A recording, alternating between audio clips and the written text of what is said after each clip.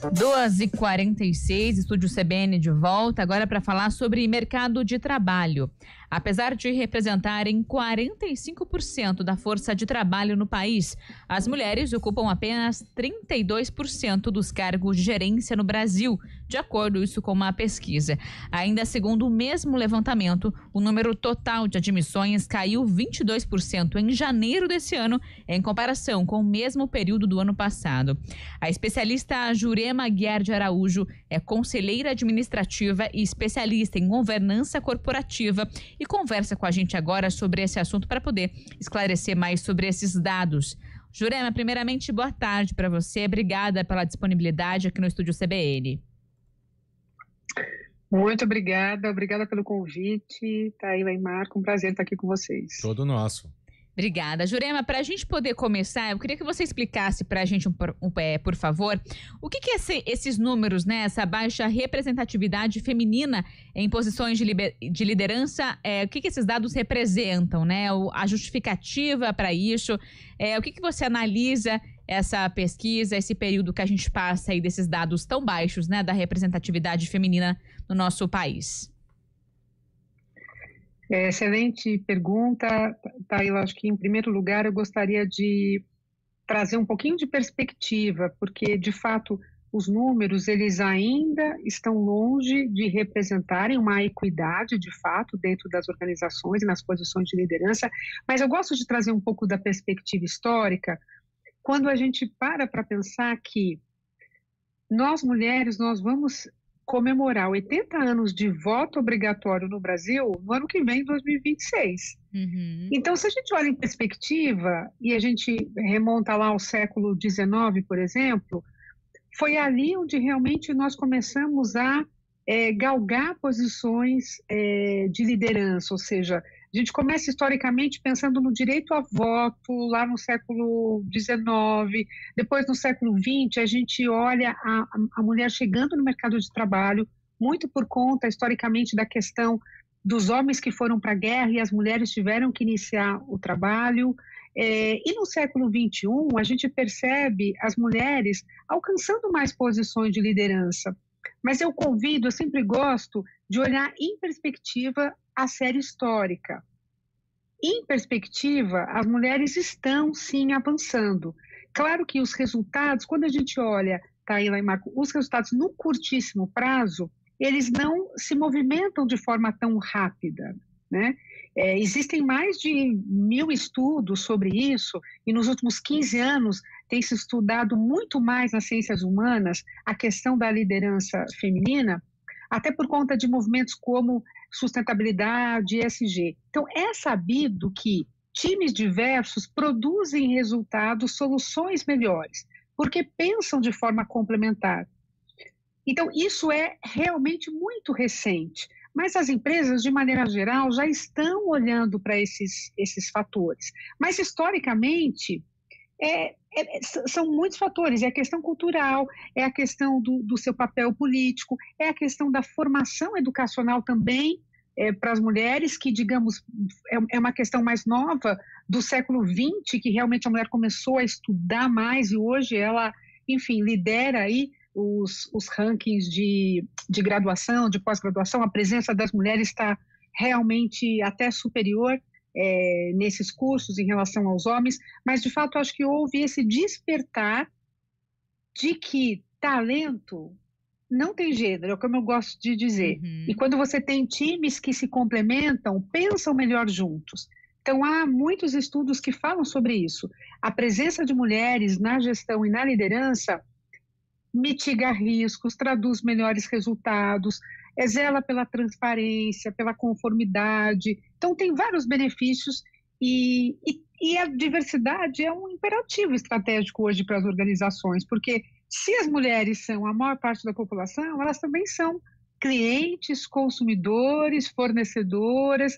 Então é importante essa, digamos, escuta ativa e esse trabalho em conjunto, inclusive com os homens. Sim. Jurema, mas num plano de carreira, por exemplo, é mais fácil para um homem que vem da empresa já há mais tempo para ter um cargo de confiança do atual chefe para substituí-lo? Tem isso também? Marco, existem alguns momentos na vida executiva de uma liderança feminina em que eles são, e isso são muito estudados, eles são momentos, eu diria, de inflexão, são momentos críticos, como, por exemplo, a maternidade.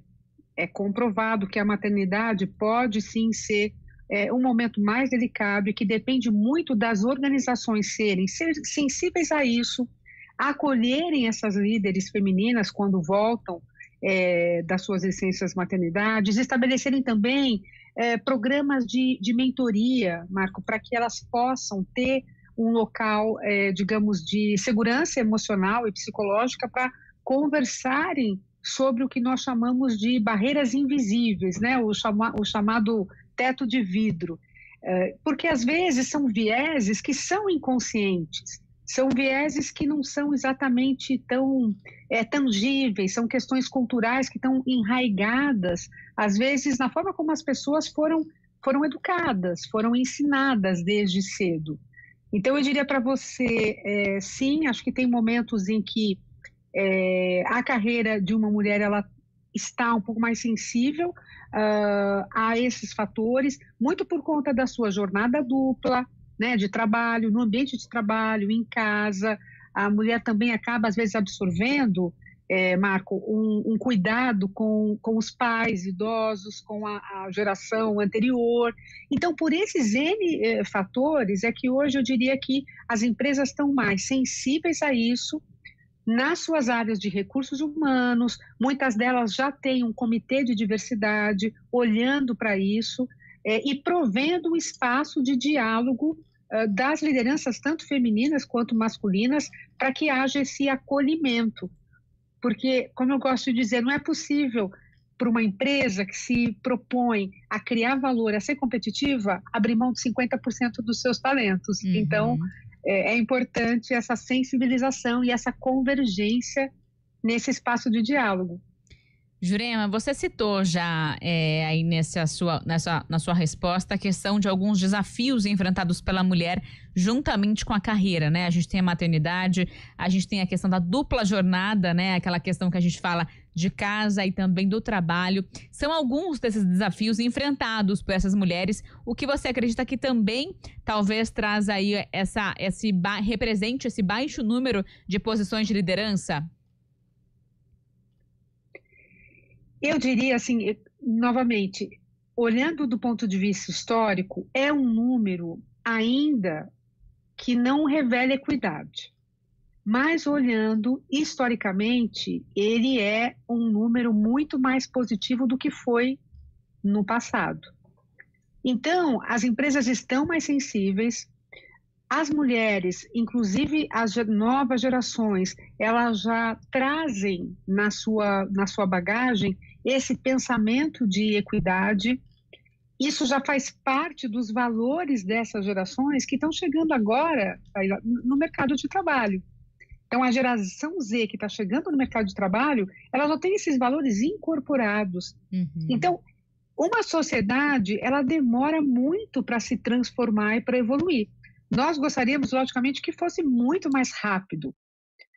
Mas esses números, olhando novamente, historicamente, nós estamos avançando mais devagar do que gostaríamos, mas sim, a equidade das oportunidades, enfim, a equidade está avançando. Sim. Não a passos tão rápidos, mas está caminhando. E você enxerga como um avanço realmente daqui alguns anos essa questão de uma mudança de dados, né? As novas gerações, as empresas mais conscientes, mais sensíveis diante dessas questões. Sem dúvida nenhuma. A pandemia ela foi um hiato, né? Ela provocou, até alguns institutos trazem isso, um step back, um passinho para trás um pouco na questão das lideranças femininas, mas de fato, isso foi um hiato no tempo, que a gente vai observar para frente, sim, é um avanço, até em função da formalização da educação, as mulheres estão investindo muito em educação, e, de novo, as empresas estão mais atentas a como a diversidade cria valor. Talento não tem gênero, e as empresas precisam de melhores soluções, precisam de criatividade, de trabalho colegiado, por isso é um caminho sem volta. Tá certo, Jurema. Obrigada mais uma vez pela sua participação aqui na programação da CBN Campinas. Muito obrigada a vocês, foi um prazer. Prazer é nosso. Jurema, então, Aguiar de Araújo, conselheira administrativa e também especialista em governança corporativa.